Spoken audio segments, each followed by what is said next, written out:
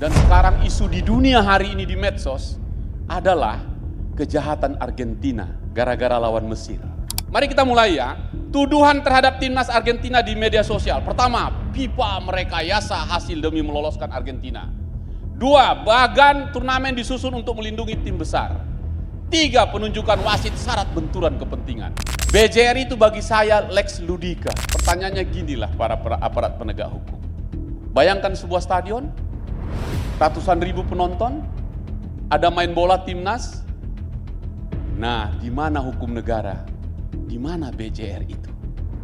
Saya mau bilang, BJR itu ada dalam 2 kali 45 menit itu. Jadi jangan kau sentuh sebelum berakhir pertandingan. BJR itulah cara kita menyelamatkan Danantara. Karena itu saya tetap mengatakan, BJR melindungi bisnisnya, tapi tidak melindungi pencurinya. Itu dulu. Oke? Saya bikin contoh, wasitnya. Di mana bang wasitnya? Iya, pertandingannya udah selesai, tetap sah. Wasitnya dihukum seumur hidup, tidak pernah memimpin lagi pertandingan. Jadi, menerima suap bukan keputusan bisnis. Maka tangkap dia, jelas itu. Jangan pula teman-teman bilang, bang ini keputusan bisnis, bang apa kami menerima suap? Masa itu keputusan bisnis? Tidaklah. Iya kejahatan yang kebetulan dilakukan orang yang menjabat sebagai direksi. Jadi mohon maaf juga direksi, nggak mau bilang juga deh. Kalau kalian menerima suap, ya janganlah. Kemarin kami membuat anotasi atau catatan atas KUHP. Atas norma-norma setiap pasal dan ayat di situ. Contoh tadi yang putusan bebas. Itu clear dalam diskusi, jangankan untuk banding walang kasasi saja tidak ada upaya hukum, namanya putusan bebas. Tapi yang terjadi di bawah, yang disampaikan Pak Prim, tafsir sendiri. Datang teman-teman jaksa, yang penting bang, nggak ketahuan aku salah, lempar aja masuk. Kenapa? Karena hakim tak boleh menolak perkara yang datang kepadanya. Gawat. Padahal bunyi pasal itu nggak gitu. Hinca Panjaitan kami persilahkan sebagai Dewan Pendengar Rakyat. Barangkali ada banyak hal yang bisa dibawa oleh Pak Hinca ke Komisi 3 ya Pak ya. Silakan Pak Hinca. Dan izinkan saya untuk memberikan catatan. Dan mudah-mudahan ini baik. Karena bagi saya kesempatan ini sangat monumental. Terima kasih PTPN, terima kasih Danantara. Jadi Ibu Prof, karena paksa saya ngomong terus, saya mulai dulu lah, ada 2 slide saya. Tapi ini penting untuk merangkum ini semua, dan tenang saja, saya akan memulai pekerjaan ini di DPR untuk merumuskan apa yang tadi disampaikan. Saya mulai dengan ini, karena saya tertarik tadi Danantara Indonesia ini. Terobosan terbesar sepanjang negeri ini ada yang dilakukan Presiden. Tapi tahukah kita apa arti Danantara ini? Dan itu akan nyambung ke apa yang kita bahas. Sepenggal arti tentang Agatha. Ketika negara menaruh uangnya pada yang belum datang. Ketika negara menaruh uangnya pada yang belum datang. Lalu masa bicara hukum? Tuan rumah kita hari ini namanya Danantara. Terdiri dari kata Daya, Anagata, Nusantara. Apa itu?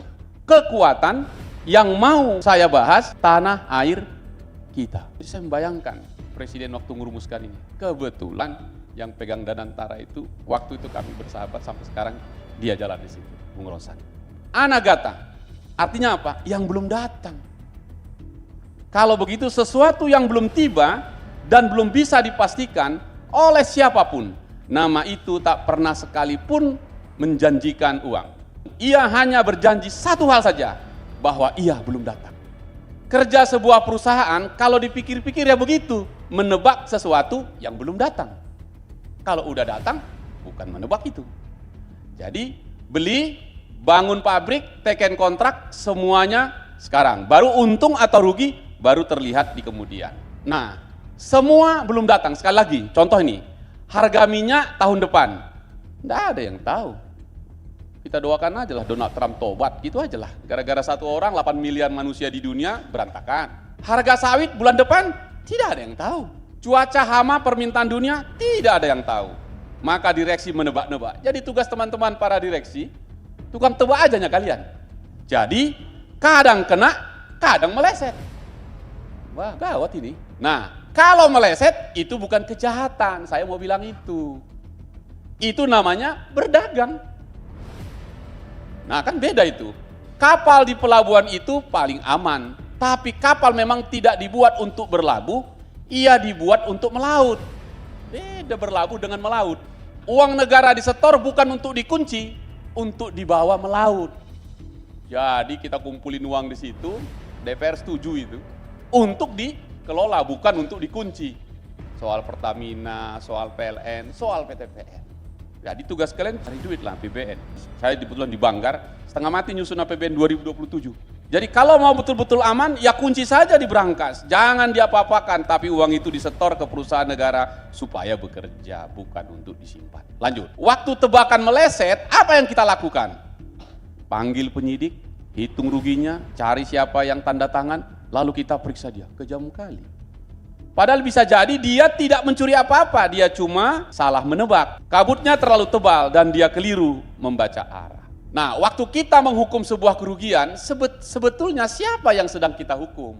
Orang yang mencuri atau orang yang tebakannya meleset? Tugas kita mengawal nakodanya, bukan membuat dia gemetar setiap mau angkat saung. Uang yang sedang dibayarkan justru butuh dikawal, diawasi kemana perginya, dipastikan tidak ada tikus yang menggerogotinya, kapalnya dari dalam. Sebab nakoda yang ketakutan cuma akan memilih satu hal, tidak berlayar sama sekali. Kalau semua nakoda memilih diam di dermaga, kita memang tidak akan pernah rugi. Tapi kita juga tidak akan pernah pulang membawa apa-apa. Kata mamaku sama aku, almarhum, Hinca katanya, apa mak? Sesalah-salah kau membuat keputusanmu berangkat sekolah, lebih salah kau nggak pergi sekolah. Itu kata mamaku, guru SD, sepanjang hidupnya guru saja. Saya rumuskan tadi malam, sambil menonton Prancis lawan Spanyol. Dan sekarang isu di dunia hari ini di medsos adalah kejahatan Argentina gara-gara lawan Mesir. Oke? Jadi menurut saya BJR ini akan kena dijelaskan oleh semua yang tadi kalau saya sampaikan penutupnya dengan Lex Sportiva. Mohon izin ini Pak Topo. Karena ini saya satu-satunya dokter bidang ini Lex Sportiva. BJR itu bagi saya Lex Ludica. Oh ini istilah baru. Jadi waktu saya diundang oleh teman-teman PTPN, saya bilang saya mau bicara ini, minta maaf, minta waktu saya supaya didapat semua, mudah dijelaskan. Pertanyaannya ginilah para aparat penegak hukum. Bayangkan sebuah stadion, ratusan ribu penonton, ada main bola timnas. Nah, di mana hukum negara? Di mana BJR itu? Saya mau bilang, BJR itu ada dalam 2 kali 45 menit itu. Jadi jangan kau sentuh sebelum berakhir pertandingan. Meskipun kau kalah 6-0 baru babak kedua. Masih ada dan seterusnya. Ada peluang membalikkan hasil akhir. Kita mulai ini ya, ini agak semangat ini. Argentina diselimuti konspirasi. Ini Bu Ningrum gak usah sedih lah, Norwegia kalah ya udahlah. Norwegia itu kan Viking. Viking itu orang Balige itu. Iya, nggak percaya kalian gitu. Sik so ya itu lagu sing so itu. Jadi itulah lagunya itu lagu orang Batak dari Balige. Saya yakin hari ini kesimpulan kita pastikan BJR itulah cara kita menyelamatkan Danantara. Mari kita mulai ya. Tuduhan terhadap timnas Argentina di media sosial. Pertama, FIFA merekayasa hasil demi meloloskan Argentina. 2, bagan turnamen disusun untuk melindungi tim besar. 3, penunjukan wasit syarat benturan kepentingan. Oke, Argentina versus Mesir. Mesir udah mengunggul 2-0 loh. Ujungnya 2-3. Oke? Mesir unggul 2-0 lewat Yasser Ibrahim dan Mustafa. Bla bla bla bla bla. Masuk 2 keputusan yang dipersoalkan. Gol Mustafa Jiko dialuir VAR. Saya pertanyaan Ibu Ningrum nih. Dalam BJR yang mana VAR-nya? Nanti ke situ ujungnya ini. Pak Prim, di mana VAR-nya? Untuk menguji BJR. Jadi Pak Topo, saya challenge lagi nih. Yang mana VAR itu? Pelanggaran dasar dianulir terjadi di lini tengah setelah 20 menit sebelumnya. Menarik ini. Kita teruskan lagi. Muhammad Salah jadi nggak benar lah, salah terus dia. Lalu Mesir membunyikan sirene, terjadi kejanggalan. Dalam pertandingan sepak bola, pantas untuk dicurigai dan seterusnya. Marah dia, publik mereaksi dan semuanya bereaksi. Termasuk kasus-kasus yang sedang kita bahas tadi. Tak ada lagi kedetua di kampung kami yang nggak bahas tentang kasus-kasus korupsi, termasuk abolisi pertama sejak Republik ada untuk Tom Lembong. Diam-diam gini, aku ditanya presiden juga Bu Ningrum. Karena setiap presiden memberi amnesti, abolisi dan rehabilitasi, tanya dulu ke kami. Untung tak kuangkat telepon Ibu Ninggun, kutanya, setuju apa enggak aku ini? Gitu. Tapi itulah yang terjadi. Bagaimana kelanjutan protes Mesir tersebut? Masuk ke FIFA. Ditolak itu. Lanjut. Seru ini. Lalu sirene yang sama 10 tahun sebelumnya, waktu kejadian yang sama, itu terjadi di Jerman, di Liga Jerman. Ternyata dikabulkan. Yang mananya nanti akan kita lihat di situ. Sirene berbunyi persis seperti Atlanta, bedanya di sini ditemukan perbuatan yang di Jerman. Kalau yang Argentina Mesir tidak ditemukan. Nanti kita lihat lagi ya. Terus, jadi 2 sirene, 2 akhir. Yang satu pemicunya dikabulkan, yang satu tidak. Waktu Argentina dan Mesir tidak ada ditemukan, Paderborn lawan Hamburg di Jerman ada suap 67.000 euro terhadap wasitnya. Lalu yang sana dihukum seumur hidup kalau nggak bisa penjara. Saya diam-diam gini 18 tahun jadi komdis PSSI. Hukumanku terhadap pemain Brazil yang meludahi wasit di Indonesia berlaku di seluruh dunia dan FIFA mengikutinya. Dia nggak boleh main seumur hidup karena meludahi wasit di kita. Jadi Lex Ludika tadi itu luar biasa kedaulatannya. Nanti masuknya ke situ. Minta maaf nanti yang mulia Pak Prim, teman-teman APH, agar kita bisa tahu mana batasnya bisa masuk, mana batasnya nggak bisa masuk, di menit keberapa harus bisa masuk, dan kapan yang nggak bisa masuk. Ini saya bantu saja ini. Jadi yang membuat BJR itu di sepak bola yang kita sebut laws of the game. Hanya 17 saja aturan itu. Siapa yang membuat? IFAB, International Football Association Board. Berarti pihak ketiga ini. Nanti saya akan pergi ke sana nih. Baru ada FIFA yang menjalankan disiplinary dan kode etik. Baru CAS, Code of Arbitration of Sports. Dia masuk di situ. Nah, kalau ini kita teruskan, maka lapisannya ada 7. 1 pemainnya yang main bola, 2 pelatih, 3 manajemen klub, 4 wasit, 5 komite disiplin, 6 komite etik federasi, 7 CAS. Yang ke-8 negara baru masuk. Jadi Bapak Ibu sekalian, negara baru masuk setelah 7 tangga ini tadi baru dia masuk. Saya mau bilang, Pak Topo, BJR ini harus kita pagari 7 tangga itu. Baru boleh masuk negara. Kalau tidak, nanti dia masuk sebelum 2 kali 45 menit. Apa yang terjadi? Kapolda Jawa Tengah, Bambang Triatmojo. Pertandingan itu pukul-pukulan pemain Indonesia lawan pemain asing. Dia masuk, dia tangkap itu. Di penjara, ditahan. Lalu Komdis menghukum Kapolda Jawa Tengah. Tidak boleh masuk stadion seumur hidupnya. Karena memasuki ruang yang tidak harus dimasukinya. Kalau begitu jangan main bola. Jadi, tangga ke-8 dia baru masuk. Nah, kalau BJR belum apa-apa sudah dimainkan, gawat itu. Ada contoh-contoh situasinya itu, mulai dari yang pemain sampai yang ke-7, baru negara masuk. Nah, dengan gambaran saya ini, kalau saya lompat, pertanyaannya, mengapa negara masuk? Ada 4 alasan, tadi sudah disebutkan oleh juga Pak Prim, terima kasih. Ada tindak pidana yang berdiri sendiri, tidak bisa dijelaskan oleh permainan, niatnya menyimpang, ada uang dari luar. Itulah baru dia masuk gitu. Nah, keempatnya mengukur kejahatan, bukan kekalahan. Nah, dalam sepak bola, kalah dan menang itu sama. Dalam bisnis, untung dan rugi sama. Jadi kalau mengadili kekalahan, enggak bisa.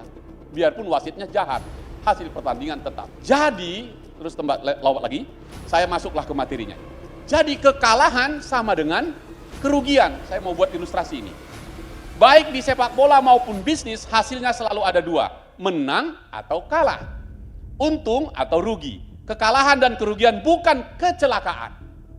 Keduanya kemungkinan yang sudah melekat sejak peluit ditiupkan dan modal disetorkan. Jadi, kalau kedua-duanya sama risiko yang wajar, mengapa kerugian bisa berujung di pidana, sementara kekalahan tidak? Jadi, cara kerjanya perusahaan sudah kita jelaskan tadi, tujuannya mencari untung dan seterusnya. Pertanyaan saya adalah, perusahaan ada satu yang berbeda dalam perusahaan. Apa itu? Perusahaannya sama, bisnisnya sama, risikonya sama, yang berbeda hanya siapa pemiliknya. Lapisannya mana? Menurut saya ini yang tadi 7, mohon maaf ini Pak Agung. Lapisan pertama, direksi. Lapisan kedua, Dewan Komisaris. Lapisan ketiga, RUPS dan pemegang saham. Lapisan keempat, auditor internal dan komite audit. Lapisan kelima, auditor eksternal dan regulator. Lapisan keenam, BPK dan BPKP. Lapisan ketujuh, pengadilan perdata. Barulah pengadilan dan penyidik dan pengadilan tipikor di luar perusahaan masuk. Menurut saya begitu. Baru terhormat BJR-nya. Kalau tidak, BJR dijual di pinggir jalan. Nah, jadi kerugian bisnis bisa cukup selesai di lapisan 1 sampai 7. Lapisan ke-8 hanya untuk kejahatan, bukan untuk keputusan yang sekedar gagal. Kalau begitu, 4 syarat yang melindungi direksi. Minta maaf ini, aku bantulah dulu kliennya, biar jangan ditangkapi klien. Bukan karena lalai, beritikat baik dan hati-hati, tanpa benturan kepentingan, berusaha menahan kerugian. Udah sama tadi. Kalau keempatnya terpenuhi, direksi tidak bisa dihukum atas kerugian sebesar apapun angkanya. Menurut saya itu. Jadi, itulah business judgment law. Saya kira di pasal 97 ayat 5 udahlah undang-undang PT. Nah, sekarang ini yang korporasinya. Coba. Ini tadi udah disampaikan, mohon izin ini saya kutip lagi nih, Ibu. Prof, ya. Karen Agustiawan itu, kemudian Nohotasi Nababan, Dahlan Iskan, Nur Pamuji. Tadi ini nggak diangkat kasus ini. Semua kasus ini direhabilitasi atau dikoreksi utuh dari Mahkamah Agung. Padahal ini ramenya bukan main waktu itu. Kalau di tengah jalan sebuah keputusan berujung rugi, disitulah bisnis judgment rule semestinya dikedepankan lebih dahulu untuk menimbang apakah ini sekedar keputusan bisnis yang gagal atau memang ada yang salah. Tapi di Indonesia kerugian BUMN jarang berhenti di meja perdata, ia kerap langsung diseret ke ruang sidang pidana. Siang hari ini harus kita hentikan ini. Banyak kalangan menilai perkara-perkara ini semestinya diuji lebih dulu dengan BJR. Sebab pintu pidana tidak terbuka begitu saja. Ada kuncinya dan kuncinya bukan besarnya kerugian. Yang terjadi teman-teman di jaksa, begitu lihat uangnya banyak, ini kita sikat. Jadi pintu pidana punya 3 kunci. 1, perbuatan melawan hukum, ada yang diperkaya, keuangan negara dirugikan. Ini dulu. Ketiganya wajib ada sekaligus, kurang 1 unsur, pintu tetap tertutup sebesar apapun angka kerugiannya. Bagi saya itu clear. Laws of the game itu begitu. Contoh ya, kalau tendangan pojok gitu ya, di depan gawang itu udah scrimmage itu. So, hujan pula, berjatuhan, ada bola terus-terusnya. Bola gol. Wasit nggak lihat penuh.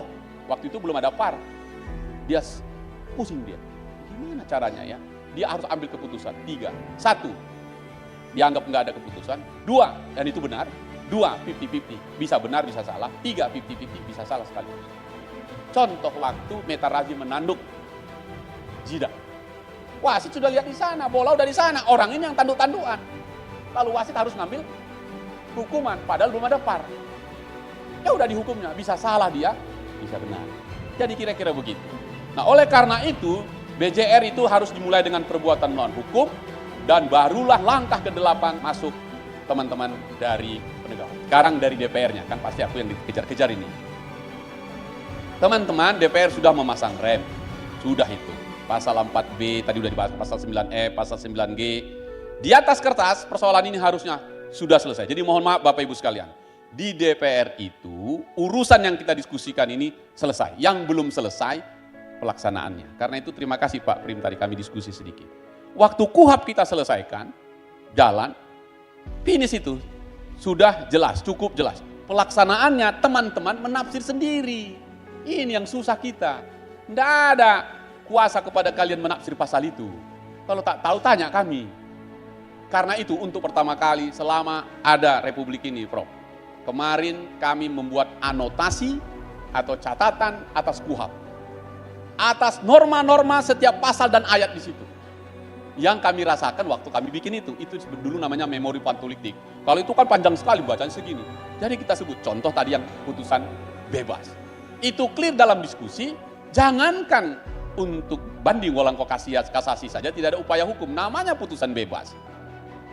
Tapi yang terjadi di bawah, yang disampaikan Pak Prim, tafsir sendiri. Datang teman-teman jaksa, yang penting Bang, nggak ketahuan aku salah, lempar aja masuk. Kenapa? Karena hakim tak boleh menolak perkara yang datang kepadanya, gawat.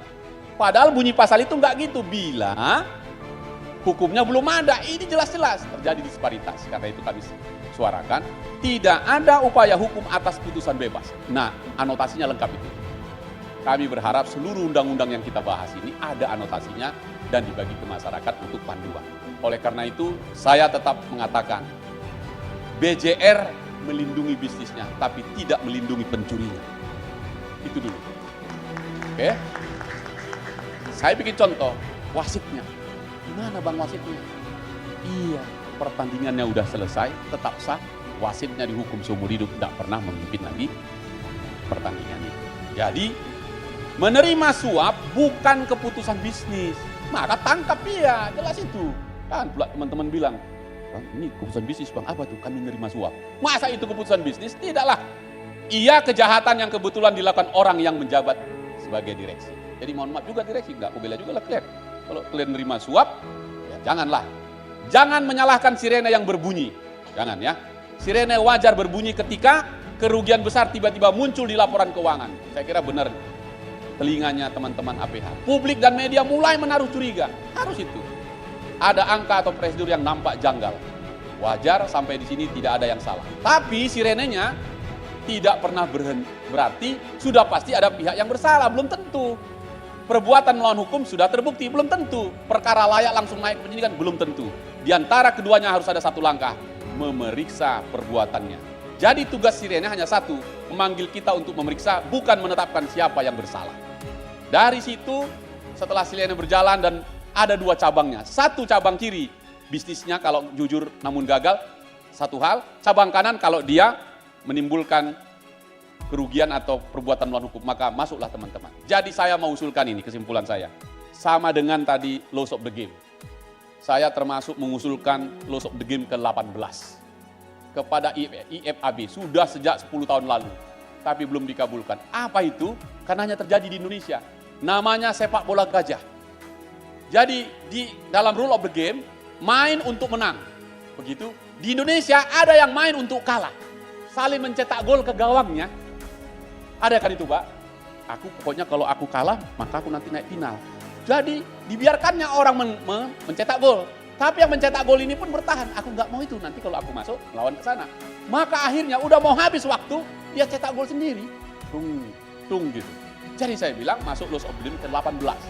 Yaitu mencetak gol secara sendiri tanpa upaya yang sah adalah kejahatan. Bahkan FIFA, saya ditanya, Pak, bagaimana Pak Hinca, mengapa cuma kau begitu? Ternyata di seluruh dunia hanya ada di Indonesia dan itu hanya ada di Sleman. Kalau di Medan tidak ada itu. Sikat terus, orang boleh lewat, bola boleh lewat, orang tidak bisa. Pokoknya tabrak. Tapi di Sleman itu terjadi. Nah oleh karena itu saya usulkan satu, mohon izin. Kalau ini bisa kita terima, tolong sampaikan ke Danantara, Pak Topo, Prof, coba kita diskusikan. Saya ingin mengusulkan Dewan Penilai Keputusan Bisnis.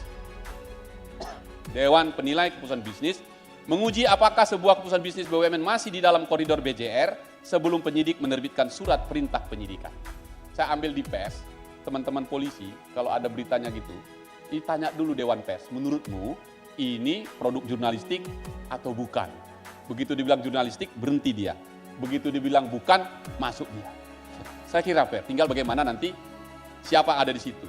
Bersifat independen, tidak melekat pada Danantara, tidak melekat pada Kementerian BUMN maupun aparat penegak hukum. Anggotanya dipilih lewat seleksi terbuka, bermasa jabatan tetap dan tidak dapat diberhentikan sepihak. Susunannya pakar hukum korporasi dan ekonomi teman-teman semua. Dari kejaksaan ada Jam Datu, udah benar itu. Auditor negara, ex BPK, BPKP, akademisi senior seperti Bu Ningrum ini wajiblah di situ. Usulan normanya kira-kira begini, karena saya berharap hukum online jangan selesai ini kita oke, malam satu harian kami diskusi keren, habis itu udah ada juga. Saya mau tunggu hasil hukum online ini, datang ke Komisi 3, sekarang lagi bahas rancangan undang-undang perampasan aset. Nggak ada memang hubungannya di sini, manfaatkan klaim itu. Kalau tidak diketok di situ nggak jadi. Jadi Danantara, PTPN habis ini datang itu, usulan norma yang saya sampaikan diletakkan di Undang-Undang Tipikor atau KUHAP yang tadi ini bisa saja nih kita uji secepatnya. Satu, dalam hal dugaan tindak pidana korupsi bersumber dari keputusan bisnis organ badan usaha milik negara, penyidik wajib terlebih dahulu meminta pendapat Dewan Penilai Keputusan Bisnis sebelum menerbitkan surat perintah penyidikan. Konkret saja, biar ada kepastian nanti teman-teman di kejaksaan dan di kepolisian.